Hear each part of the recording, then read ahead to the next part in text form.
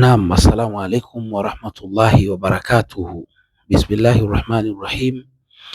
Alhamdulillahi rabbil alamin. Thumma salatu wassalamu ala rasulillahi Muhammad sallallahu alayhi wasallam. Ahlan wa sahlan wa marhaban bikum ayuha almustami'una walmushahiduna alkiram. Karibuni wapenzi na watazamaji na wasikilizaji wa channel ya Mponda Media katika mwendelezo wa vipindi vyetu. Leo tutajifunza dawa ya nguvu za kiume. Dawa ya nguvu za kiume. Wanasema wanawachuoni, kama una tatizo la nguvu za kiume, chukua maziwa kiasi cha dirhamaini, waznu dirhamaini, kiasi, yani ni kiasi tu cha maziwa. Wanasema ukishachukua maziwa yachanganye na asali ya nyuki, wa khalituhu biasali nahli, na uyachanganye hayo maziwa na asali ya nyuki, sio asali ya magumashi, kwa sababu siku hizi kuna watu wanatengeneza mpaka sukari inatengenezwa inafanywa kuwa asali.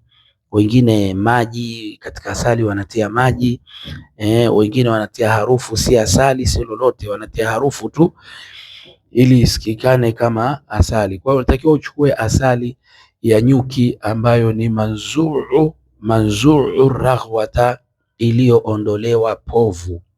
Yani ile asali iwe imeondolewa ile povu la juu, imebaki ile ya chini, ile asali yenyewe safi kabisa ya nyuki. Ukisha changanya hiyo asali kwenye maziwa, wayustamalu au wayastamilu thalatha maratin, na utaitumia na hutumiwa mara tatu. Kwa maanake kama wewe ndio mwenye hilo tatizo, utakuwa ukitumia mara tatu kwa siku. Utakuwa ukinywa asubuhi, unachukua maziwa yako unachanganya kidogo na kikombe cha asali unakunywa, na mchana na jioni mara tatu. Fa innahu, wanasema wanawazuoni, kwa hakika kunywa maziwa yaliyochanganywa na asali, yuqawi dhakar, kwanza yanaipa nguvu ile fimbo yako, yanaipa nguvu ile dhakari yako.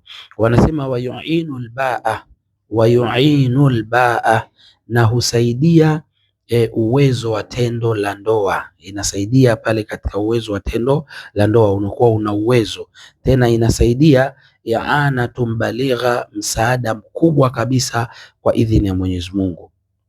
Lakini pia wanasema wayakthiru aljimaa, na husaidia kufanya mapenzi mara nyingi. Kwa wale wenye tatizo, mtu akienda mara moja hawezi tena kurudia tena, basi hii itakusaidia kufanya mapenzi mara nyingi na mke wako, kurudia hata mara mbili mpaka mara tatu.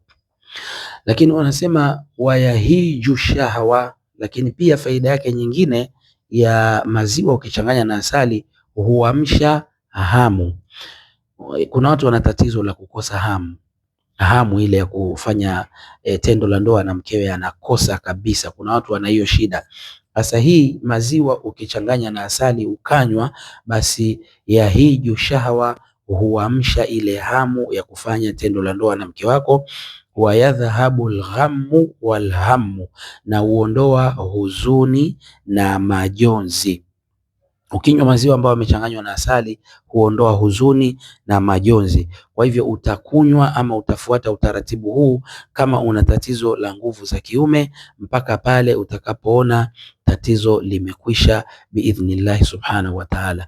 Mwisho, ndugu yangu mtazamaji, kwa mahitaji ya msaada zaidi, aidha visomo, aidha dawa ambazo tumeshaziandaa za maradhi mbalimbali ya kichawi, hasad, mashaitani, vijicho, basi wasiliana nasi kwa nambari zetu za simu ambazo ni 0652 28 63 23.